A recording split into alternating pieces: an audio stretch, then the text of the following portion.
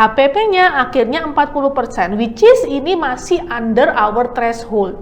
Threshold kami itu di angka 44%. So, ini masih oke. Aku bakalan akan sangat melakukan audit internal ya, kalau misalnya HPP di atas 44. Itu berarti ada antara rusak, hilang, dicuri.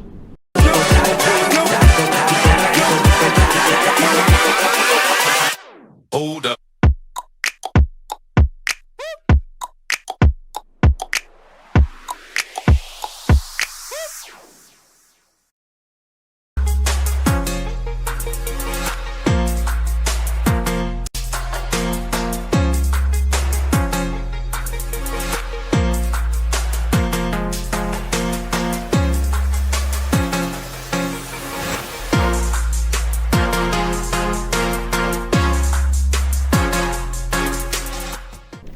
Hai teman-teman semua, kembali lagi dengan Ica di sini. Pada kesempatan kali ini kita akan ngebahas bagaimana sih cara kita untuk menghitung harga pokok penjualan ya dengan menggunakan pencatatan metode periodik ya. Nah, ini kita asumsikan bahwa harga belanjanya itu stabil ya, tidak ada kenaikan atau penurunan. Kalau ada kenaikan penurunan, itu kita harus melakukan valuasi persediaan menggunakan metode FIFO, LIFO, atau average. Itu akan kita bahas di video-video kita selanjutnya. Jadi jangan lupa kalian subscribe dong channel ini dan stay tune karena kita setiap minggu selalu ada video-video sharing yang menarik dan insya Allah pasti bermanfaat buat kalian semua. Oke? Now back to the laptop. Kita belajar bagaimana caranya untuk menghitung harga pokok penjualan menggunakan metode periodik. Nah, jadi di sini teman-teman ya ada nama barang. Ini simulasi ya, real case nih. Ini adalah salah satu outlet F&B ku di Sidoarjo, Jawa Timur ya. Nah, di sini ada nama barang, ada kode ya. Nah, di sini yang paling penting teman-teman, kita harus update yang namanya stok awal. Stok awal ini adalah kuantitas ya, kuantitas dari persediaan yang merupakan stok akhir dari bulan lalu. Jadi kalau misalnya di sini kita ya, case ini kita closingan atau menghitung saldo persediaan dan harga pokok penjualan di bulan Mei, artinya kuantitas awal ini adalah kuantitas akhir dari bulan April ya. Jadi teman-teman harus tahu saldo akhir kuantitas persediaan bulan selanjutnya itu berapa. Karena itu akan menjadi saldo awal. Itu merupakan poin penting. Oke?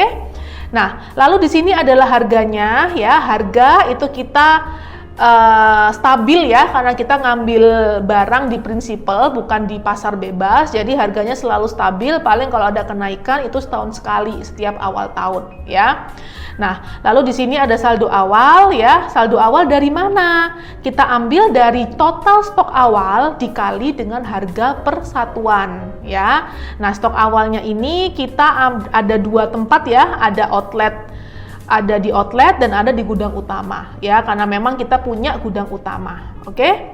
Nah, lalu berikutnya nih, poin penting kedua selain saldo awal ya. Poin penting kedua adalah kita harus melakukan pencatatan kuantitas atas barang masuk ya. Nah, di sini kita sudah lihat ya, kita memang membatasin teman-teman untuk keperluan internal kontrol di outlet kami hanya melakukan pembelanjaan ke pusat itu sebulan 2 kali ya. Memang kalau setiap belanja kita habisnya puluhan juta, it's okay karena itu untuk kontrol. Kita nggak suka belanja perintil-perintil kecil-kecil ya berkali-kali, itu malah akan membuat repot pencatatan, membuat tidak cantik gitu loh, tidak rapi, kurang rapi. Jadi kita memang selalu hanya 2 kali, maksimal 2 kali dalam 1 bulan ya. Jadi 2 minggu sekali kita datangkan barang ya. Nah, lalu di sini yang kecil-kecil ini hanya pencatatan antar outlet saja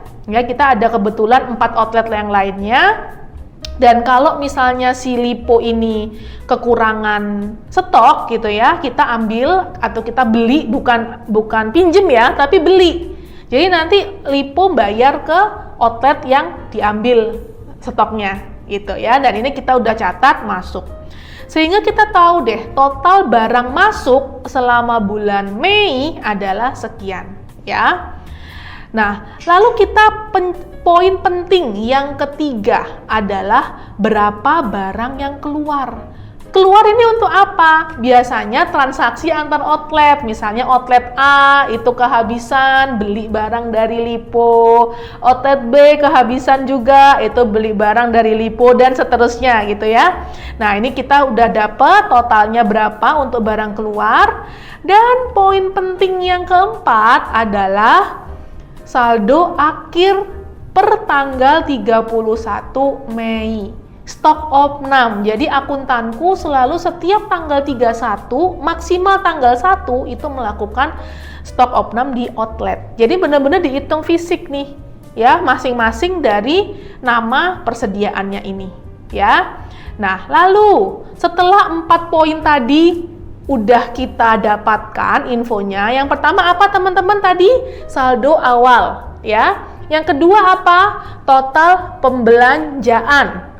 Yang ketiga apa? Total keluar. Yang keempat apa? Hasil stok opnam saldo akhir per tanggal 31 ya. 4 ini penting harus kita dapatkan teman-teman.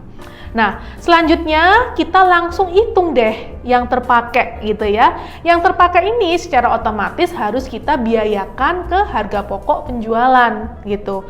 Nah, kuantitasnya dapat dari mana? Ya, kalau kita lihat di rumusnya ini adalah saldo awal ditambah dengan pembelian ya, yang ini dikurangin dengan pengeluaran dan dikurangin dengan stok akhir ya. Ketahuanlah kuantitas yang kepake berapa dan harga persatuannya juga kita sudah tahu, sehingga kita bisa mengkalikan totalnya berapa gitu ya. Kita copas semua sehingga ketahuan deh dalam 1 bulan di bulan Mei ternyata rupiah yang bisa kita biayakan ke harga pokok penjualan adalah di angka 30 juta sekian ya. Dengan omset yang sekian, HPP-nya akhirnya 40%, which is ini masih under our threshold.